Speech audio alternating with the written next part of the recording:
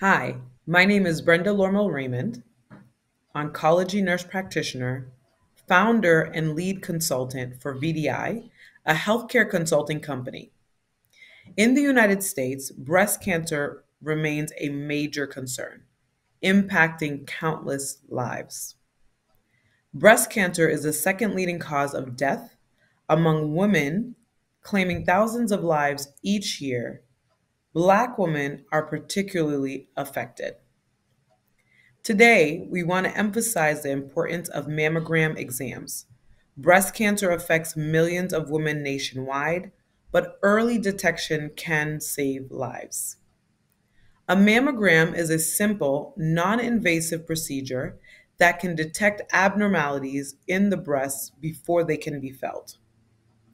By scheduling regular mammograms, you're taking charge of your health and increasing the chances of early detection, which leads to better healthcare outcomes.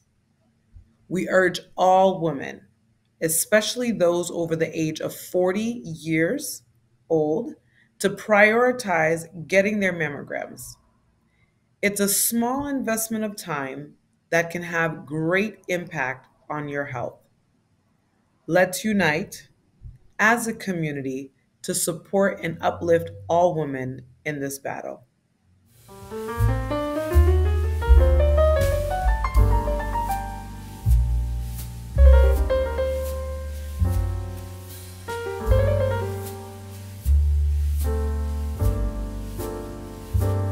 Mesdames, Messieurs, bonjour et bienvenue à cette nouvelle édition de Caméra Mosaïque que vous suivez sur 16 chaînes publiques ici dans l'État du Massachusetts.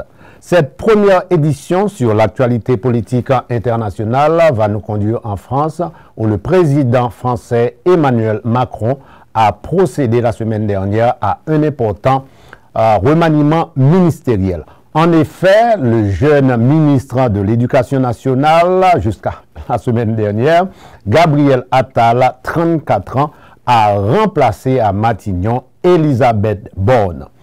Pour analyser cet important remaniement ministériel du deuxième quinquennat de Emmanuel Macron, nous avons invité Dr Samir Saul, professeur titulaire à la Faculté des Arts et des Sciences, département d'Histoire de l'Université de Montréal. Brièvement, pour présenter le Dr Saul, il est professeur d'Histoire des Relations internationales à l'Université de Montréal. Ses centres d'intérêt sont la France et le monde arabe. Ses investigations portent notamment sur les rapports entre les dimensions politiques et économiques sur le plan international. En histoire économique, le professeur Samir Saul étudie les mouvements de capitaux, le commerce international et l'histoire des entreprises. Ma première question pour démarrer avec cette émission aujourd'hui, présentez-nous brièvement le paysage politique français dans lequel s'est déroulé cet important remaniement ministériel du deuxième quinquennat d'Emmanuel Macron. Oui, alors le paysage politique français est très fragmenté depuis une bonne quinzaine, vingtaine d'années. À l'Assemblée nationale, il n'y a pas de majorité absolue pour aucun parti. Macron n'a pas à sa disposition une majorité lui permettant de faire adopter les mesures qu'il souhaite. C'est-à-dire qu'il a une majorité relative avec ses alliés. Donc, il y a son parti Renaissance.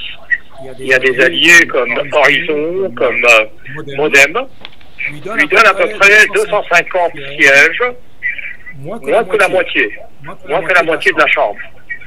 Ce qui veut dire qu'il est réduit à essayer de trouver des appuis auprès de l'opposition par un jeu de bascule, tantôt en cherchant des appuis à droite, tantôt à gauche. En particulier chez les républicains à droite, c'est-à-dire les partis de droite centristes modérés. Et il est obligé de compter sur les divisions dans l'opposition. car cette opposition est faite d'éléments de droite, majoritaire. Le plus important, c'est le groupe le Rassemblement National, l'ex-parti, le parti de Le Pen. Et la gauche de Mélenchon, la France Insoumise, le PS et les écolos. Ça donne à peu près la moitié de leur côté, un peu moins que la moitié. Ils ont moins que le groupe de Macron. Mais de toute façon, Macron ne peut pas faire adopter ses lois facilement. Donc il doit constituer de majorité de circonstances. Et comme souvent il n'arrive pas à le faire, il est obligé d'utiliser l'article 49.3, la clause 49.3, qui permet au gouvernement de faire adopter des lois sans vote à l'Assemblée nationale. Alors c'est censé être une mesure d'exception, mais disons qu'elle a été utilisée 23 fois ces dernières 2 années. Donc ça montre bien que le gouvernement n'a pas d'assise solide en chambre. Il lui manque une quarantaine de voix pour avoir une majorité absolue. Alors c'est ça le paysage dans lequel le changement de gouvernement, changement de Premier ministre puis de gouvernement a été fait. Un paysage fracturé, avec un président dans une position instable dans le processus législatif. Est-ce que vous pensez que les difficultés rencontrées par Elisabeth Borne à faire passer, à voter les grands projets de loi à l'Assemblée nationale ont porté le président Emmanuel Macron à changer de Premier ministre? Non, c'est une raison partielle, parce que il est vrai que cette recherche de soutien n'est pas très élégante. Elle donne une image assez pénible du processus gouvernemental. Donc certes, cela a fragilisé le gouvernement, l'a affaibli, mais ce n'est pas la raison principale. Disons que ça contribue à montrer l'usure du gouvernement et la difficulté du gouvernement de gouverner. D'où le sentiment du président qu'il fallait un renouveau. Il fallait en tout cas changer le visage. Le renouveau n'est pas vraiment un renouveau de contenu. C'est un renouveau dans les formes, changer de personne, parce que le gouvernement semblait fatigué, usé, et de toute façon impopulaire comme le président lui-même d'ailleurs. Donc c'est une sorte de lifting que le président fait pour surmonter ce facteur de fatigue et d'usure du gouvernement. Professeur Saul, pourquoi, selon vous, le président Macron a fait appel à un jeune de 34 ans, un jeune ministre de 34 ans, Gabriel Attal, pour remplacer l'expérimentée Elisabeth Borne à Matignon, alors que des hommes, je dirais, politiques de carrière, Bruno Le Maire, Gérald Darmanin, ils étaient quand même pressentis à Matignon? Tout à fait. Il y avait bon nombre de candidats à Matignon, sans oublier que Borne elle-même ne voulait pas partir. Donc effectivement, Macron a dû imposer Attal face à des concurrents très désireux d'occuper ce poste. Alors, il est clair que Macron a cherché un visage nouveau et à quelque chose qui trancherait avec le gouvernement de Borne. C'est-à-dire, la jeunesse ici est un facteur qui a joué très clairement cette volonté de se donner une nouvelle image. Une image de dynamisme, une image de renouveau. Je parle bien d'un lifting. Il s'agit de changer l'apparence, le visage du gouvernement en cherchant quelqu'un de différent. La différence principale étant sa jeunesse. sans oublier non plus son homosexualité, qui a joué certainement pour marquer cette volonté du président de faire différent, de sortir du cadre et du modèle préétabli de politiciens bien connus, même si Attal n'est pas du tout un personnage de l'extérieur, elle est pas externe, il sort tout à fait du sérail. Il suit le parcours typique de la formation des élites françaises, Sciences Po, ensuite des cabinets ministériels dès l'âge de 23 ans. Donc il est à l'œuvre, il est autour du pouvoir depuis l'âge de 23 ans. Ce n'est pas un personnage tout à fait nouveau, mais il a une apparence jeune, certes, 34 ans, c'est jeune, et ça donne une impression de nouveauté, une nouvelle tête d'affiche qui, je dois dire franchement, tient lieu d'un nouveau contenu, car le contenu est le même. N'oublions pas que le décideur en tout, en la matière, c'est le président.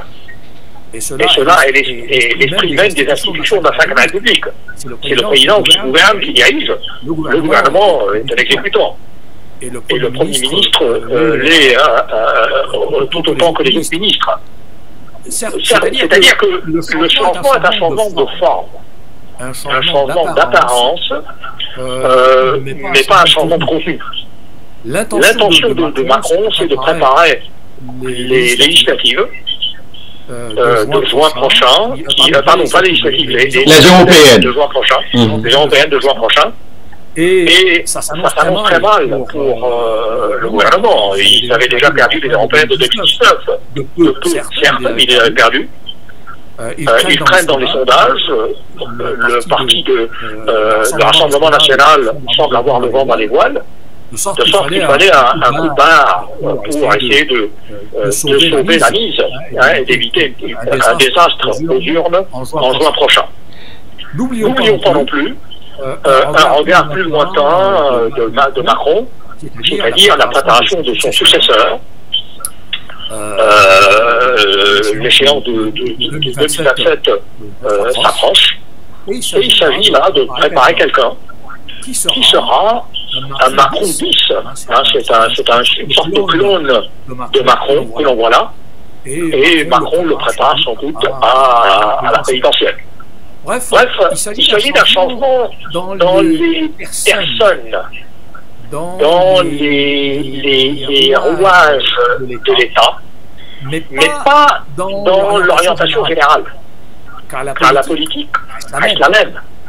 Et alors les mauvaises langues pourraient dire que ce changement n'est qu'un changement d'apparence pour mieux continuer, et changer pour rester le même, essentiellement.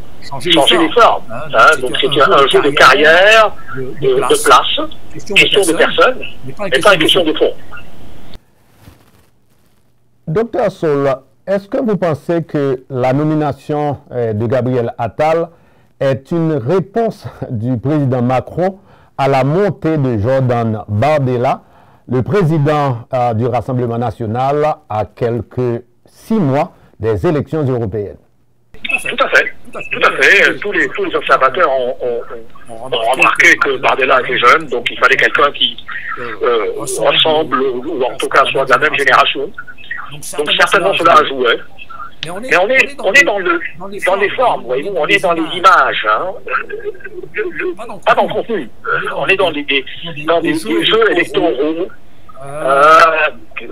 C'est un peu le système politique français qui ressemble de plus en plus au système américain. Il s'agit de personnalités qui se sont déployées dans les médias et qui doivent justement performer, entre guillemets, dans les médias. D'où alors, je dirais, l'avantage qu'a eu Attal. Il a démontré une grande aisance dans les médias. Il a un bon voix. Particulièrement quand il fut porte-parole de Macron. Exactement. Il a fait ses preuves comme porte-parole. Et d'ailleurs, Mélenchon, assez méchamment, a dit qu'il reprend son rôle de porte-parole, comme Premier ministre. C'est essentiellement ce qu'on demande de lui. quelqu'un qui puisse bien présenter la pensée du président, qui passe bien à l'écran, qui ne soit pas trop abrasif, qui ne repousse pas une partie de l'électorat. Bon, il y aura sans doute des talents dans les compromis, le tissage de compromis à faire à l'Assemblée, donc c'est sans doute un de ses atouts. Mais pour l'essentiel, on est dans les formes. C'est ça qu'il faut comprendre. On parle beaucoup de ce changement de gouvernement, mais historiquement, tout cela ne sera qu'un détail, parce que le mandat de Macron reste le même, rien ne change. On a changé les personnalités qui représentent le gouvernement, mais rien d'autre. D'une manière générale, comment la classe politique française, de l'extrême droite de Marine Le Pen à l'extrême gauche de Jean-Luc Mélenchon, a réagi à la nomination de Gabriel Attal? Elle a réagi de manière partisane. Chaque courant, chaque parti s'est prononcé de son point de vue, en fonction de ses intérêts. Naturellement, on n'a pas approuvé, on n'a pas applaudi le choix de Macron, sachant très bien qu'en Macron, avec des arrière-pensées politiciennes, derrière cette nomination, de sorte que chacun des partis s'est positionné par rapport à ce calcul macronien. Les plus touchés sont les républicains. Parce que en débauchant Rachida Dati, en faisant d'elle une ministre, il a affaibli les républicains. Et il est clair que Macron a besoin d'appui des républicains. Il va les affaiblir, objectivement. Il a besoin de leur appui pour tenir tête au Rassemblement national. De sorte que le parti le plus touché, celui qui a été le plus, je dirais, le plus grand perdant, ce sont les républicains. Maintenant, le Rassemblement national n'est pas gagnant non plus, parce que, disons que Attal fera mieux à la télévision que Borne, par exemple. Donc, sur ce plan-là, le Rassemblement national est perdant, et celui qui perd le plus, c'est le parti des républicains. En faisant appel à Rachida Dati, cette importante figure de la droite traditionnelle en France, Emmanuel Macron pense avoir réalisé un coup politique. Est-ce que ce coup a réussi, puisque immédiatement après sa nomination, Rachida Dati a été exclue du parti LR par son président Éric Ciotti? Ciotti a accusé le coup, hein. C'est évident. Il a bien compris le sens de cette nomination. Et non, il n'a fait que ce qu'il pouvait faire, c'est-à-dire l'exclure et montrer son mécontentement. Mais c'est évident que c'est d'ailleurs l'indication que le plus grand perdant dans cette opération, c'est le Parti des Républicains. Venons-en maintenant à la composition du gouvernement Attal. 8 ministres de droite sur 14. Est-ce qu'on peut voir dans tout ça la main de l'ancien président Sarkozy, qui depuis quelque temps prône une sorte d'entente entre le RR d'Éric Ciotti et le macronisme? On ne voit pas sa main ouvertement, il ne s'est pas prononcé. Mais il s'est déjà, dans le passé, il a déjà exprimé cette volonté d'union entre les Républicains et le parti de Macron, autrefois la République en marche, maintenant la Renaissance. Donc il est déjà partisan de ce rapprochement. Alors, est-ce qu'il a inspiré le rapprochement? On ne sait pas. Il est certain que la pensée profonde qui a présidé à cet appel à Rachida Dati peut remonter à Sarkozy, très certainement. Quels sont, selon vous et Dr Saul, les grands défis qui attendent le jeune Premier ministre Gabriel Attal? Il y en a plusieurs. Il y a un qui est déjà sur la table en discussion à l'Assemblée nationale. C'est l'inscription de l'IVG dans la Constitution. Il va sans doute faire des remous auprès des camps opposés. Il y a au-delà la question de la fin de vie, de l'aide active à mourir, qui est à discuter et qui sera un sujet sensible. Sur le plan énergétique, le gouvernement doit soumettre un texte pour faire en sorte que plus de moitié de l'énergie consommée en France soit de l'énergie renouvelable d'ici 10 ans. Ce qui veut dire là aussi des remous, parce qu'il n'y a pas que des partisans. Il y a quelque chose d'assez mystérieux aussi que Macron avait évoqué très rapidement ces derniers temps, ce qu'il a appelé un grand rendez-vous avec la nation. On ne sait trop de quoi il s'agit. On attend la révélation, on ne sait pas. Donc il y en a un mystère qui reste à éclaircir. Il y a des questions financières importantes. Les finances publiques ne sont pas en bon état. La dette publique atteint presque la totalité du PIB, 98% du PIB. Donc elle est élevée. Le déficit public est élevé à presque 5% du PIB. Et enfin, plus sérieux pour la population, ou en tout cas plus immédiat pour la population, c'est la flambée des prix. On dit que l'inflation est à 4,9%, mais les Français ne sentent pas le niveau est tellement faible. Pour eux, le taux est très élevé, donc il y a du mécontentement sur ce plan-là. Parallèlement, Attal a évoqué une baisse d'impôts de 2 milliards pour ce qu'il appelait les classes moyennes. Donc ça aussi, c'est à acter. Et enfin, il y a quelque chose de très vague dans un avenir non indiqué, ce que Macron appelle le réarmement. Un réarmement civique des Français, un réarmement industriel, on verra ce que ça va donner, et un réarmement européen qui est encore plus vague et plus flou. Donc il y a des tâches immédiates, et il y a des objectifs peu clairs, mais qui sont visibles dans un avenir pas très lointain. À chaque remaniement ministériel, Dr Saul, il y a des gagnants et des perdants. Est-ce que l'ancien Premier ministre Édouard Philippe et son parti Horizon, François Bayrou du MoDem, qui font d'ailleurs partie de la coalition gouvernementale, est-ce qu'ils sont donc les grands perdants de l'arrivée de Gabriel Attal à Matignon? Sans doute. Mais je pense qu'ils ont été peut-être trop ambitieux ou irréalistes de penser qu'ils pouvaient avoir un Premier ministre venant de leur rang. C'était trop demandé à Macron. Bref, ils vont ronger leur frein, attendre un peu et voir ce qui va devenir d'Attal. Parlons maintenant de cohésion au sein du gouvernement Attal.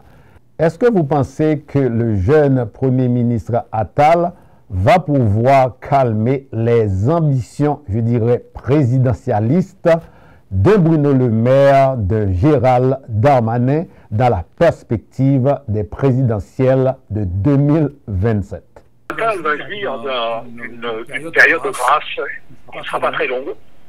Il y a l'effet nouveauté qui va jouer, et ça va jouer en sa faveur, pour un moment en tout cas, avant qu'il n'arrive les épreuves que nous avons énumérées il y a quelques instants. Et à ce moment-là, on va entendre des voix dissonantes. La solidarité ministérielle va tenir, sans doute. Les élections qui s'en viennent aideront à cela. Mais les pressions de l'extérieur cet amphithéâtre, venant des partis dont font partie les membres du gouvernement. Alors, est-ce que cet attelage contre nature va tenir? Ça reste à voir. Je pense que beaucoup dépendra du résultat des européennes. Si le résultat est catastrophique, sans doute que le gouvernement ne va pas tenir longtemps. Mais s'il s'empire, ne serait-ce que par la faute des dents, peut-être que le gouvernement pourra tirer jusqu'à, en tout cas, pour un bon moment. Donc, il est certain qu'il sera tiraillé par des tensions internes sur le plan des idées, mais surtout sur le plan des ambitions. Et on peut être sûr que l'échec d'Attal ne sera pas regretté par un certain nombre de membres de son gouvernement. Merci d'avoir suivi cette édition de Caméra Mosaïque consacrée aujourd'hui à la nomination la semaine dernière par le président Macron du jeune Gabriel Attal, 34 ans, pour remplacer l'expérimentée Elisabeth Borne comme Premier ministre. Mes excuses à tous ceux qui suivaient l'émission aujourd'hui. Mes excuses au professeur Samir Sol à cause des difficultés techniques. On va essayer de faire mieux la prochaine fois.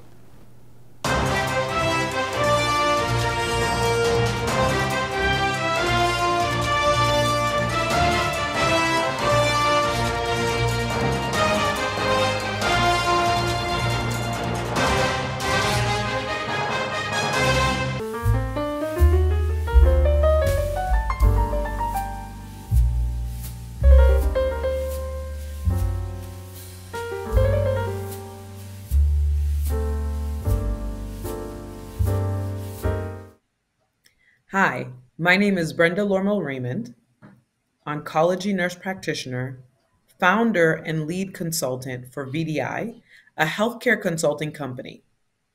In the United States, breast cancer remains a major concern, impacting countless lives. Breast cancer is the second leading cause of death among women, claiming thousands of lives each year. Black women are particularly affected. Today, we want to emphasize the importance of mammogram exams. Breast cancer affects millions of women nationwide, but early detection can save lives. A mammogram is a simple, non-invasive procedure that can detect abnormalities in the breasts before they can be felt. By scheduling regular mammograms, you're taking charge of your health and increasing the chances of early detection, which leads to better healthcare outcomes. We urge all women, especially those over the age of 40 years old, to prioritize getting their mammograms. It's a small investment of time that can have great impact on your health. Let's unite as a community to support and uplift all women in this battle.